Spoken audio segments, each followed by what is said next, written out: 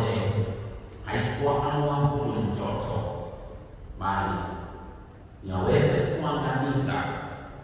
Anamuona kama mpinzani katika utawala wake. Ndiyo huyu Yesu ambaye mfano wake pia unaangaziwa katika Injili ya Yohana mlango wa 6:1-13, wakati ambapo aliwalisha wanaume 5,000 bila kutolewa idadi ya kina mama na watoto waliohudhuria. Na walipokula na wakashiba, alipofanya muujiza akitumia mikate 5 na samaki 2, wao walitaka kumfanya awe mfalme. Lakini tuambiwa kwamba Yesu alijificha akaweza kwenda zake. Haitoshi, kwani katika maandiko tunakumbuka Yesu alipoingia kwa kishindo kule Yerusalemu, kama inavyoelezewa katika maandiko matakatifu, yeye akiwa juu ya mwanapunda wakaweza kuimba nyimbo za sifa wakimtambua kama mfalme ambaye ameingia Yerusalemu ili apate kukomboa taifa la Israeli.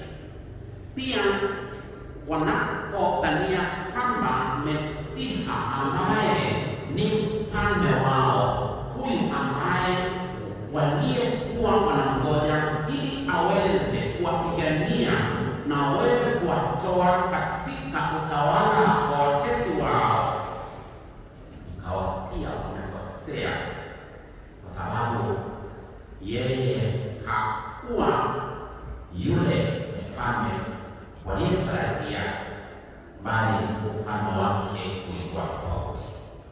Tunakumbuka Pilato akimuuliza Yesu Kristo kama yeye ni mfalme, na Yesu akamwambia, wewe wasema. Kwa sababu yeye licha ya kwamba alikuwa ni mfalme, alimwambia, ufalme wangu sio kwa ulimwengu huu. Kama ungalikuwa kwa ulimwengu huu, watu wangu wangelinipigania. Lakini alidirisha kwamba ndio ni mfalme, lakini sio katika ulimwengu huu tunaoishi, bali katika ulimwengu tunaoelekea. Maana tutatoka katika ulimwengu wanaokufa tukielekea katika ulimwengu wanaoishi milele yote. Wapendwa,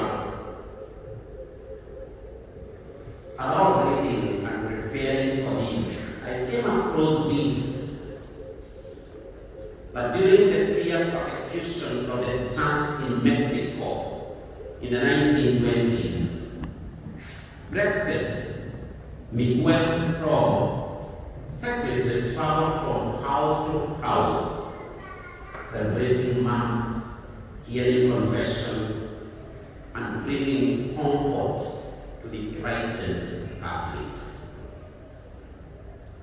Huyu Miguel alikuwa ni padri ambaye mauaji katika mwaka 1920 tunaelezwa kwamba mauaji ya waumini kule Mexico yaliweza kufanyika kutokana na utawala katili wa viongozi ama kiongozi aliongoza Mexico.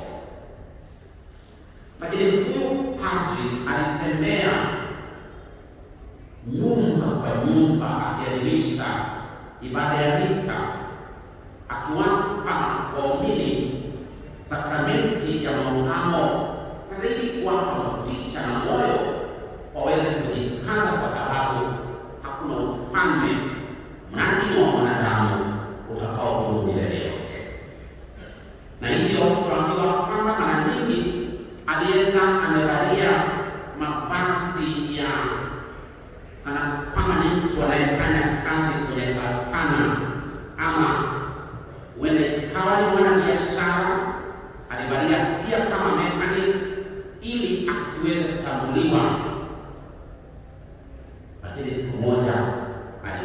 kukamatwa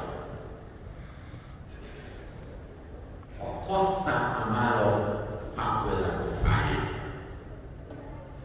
na tunaambiwa ya kwamba siku ilipowadia yeye kuweza kunyongwa, zaidi walikuwa wakifungwa na kufungwa macho ili usione kile unachotendewa. Lakini kwake alisema kwamba atakufungwa yotaka kuona kila kitu kama atakavyofanyiwa, na ni hapo aliweza kuinua mikono na akaiweka kama msalaba na akatoa maneno haya: Viva Cristo Rei, long live Christ. Viva Cristo Rei. Na akawa ni mtu ambaye aliweza kutambua ufalme wa Yesu Kristo. Long live Christ the King. Hivyo hata sisi siku ya leo tunaposema kwamba Viva Cristo Rei, ni kusema kwamba basi tunatambua ufalme wake Yesu Kristo, huyu ambaye ufalme wake uliweza kutambuliwa wakati ambapo alitundikwa juu ya mti wa msalaba, na waliweka anwani ya kwamba huyu ni Yesu mfalme wa Wayahudi.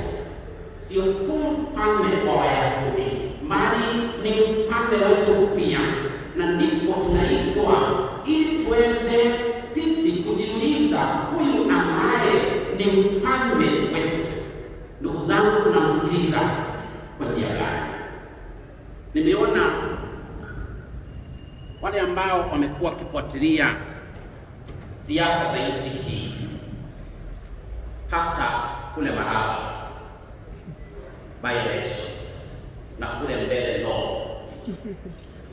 sijui kama nafuatilia, ninapofuatilia zinanifurahisha sana jinsi ambavyo hata hawa wanaenda kama Miguel Bro, nyumba kwa nyumba, kuketi na kunywa chai na sisi, lakini wacha tuwachague. Hatutaona tena katika hizo nyumba ambazo wanaingia, watakuwa shahama kwa sababu tushawapa kile ambacho walikuwa wanataka.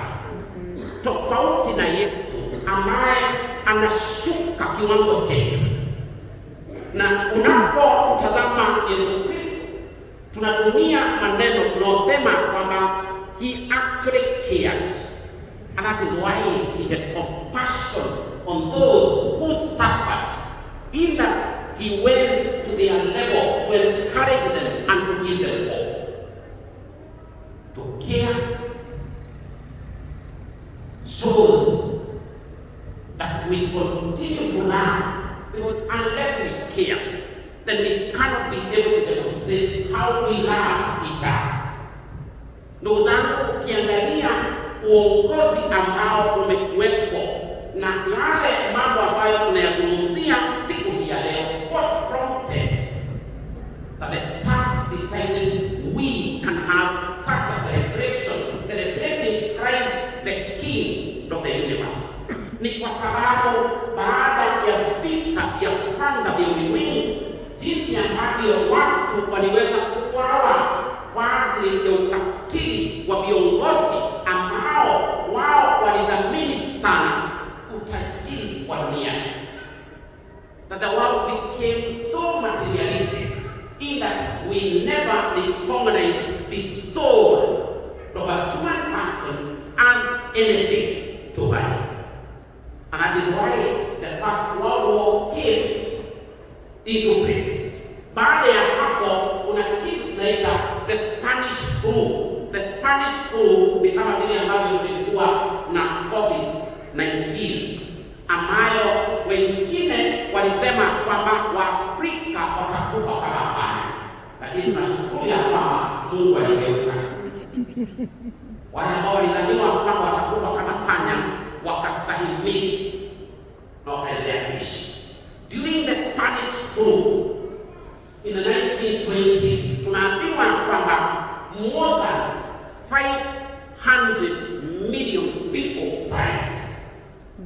more than 500 million people died. How many are we in this country? We only 57.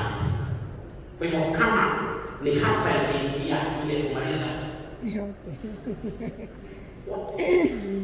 hii penye tunaongozwa na ukabila ya kwamba mtu wetu ndio sasa anatawala, basi sisi tumeshiba.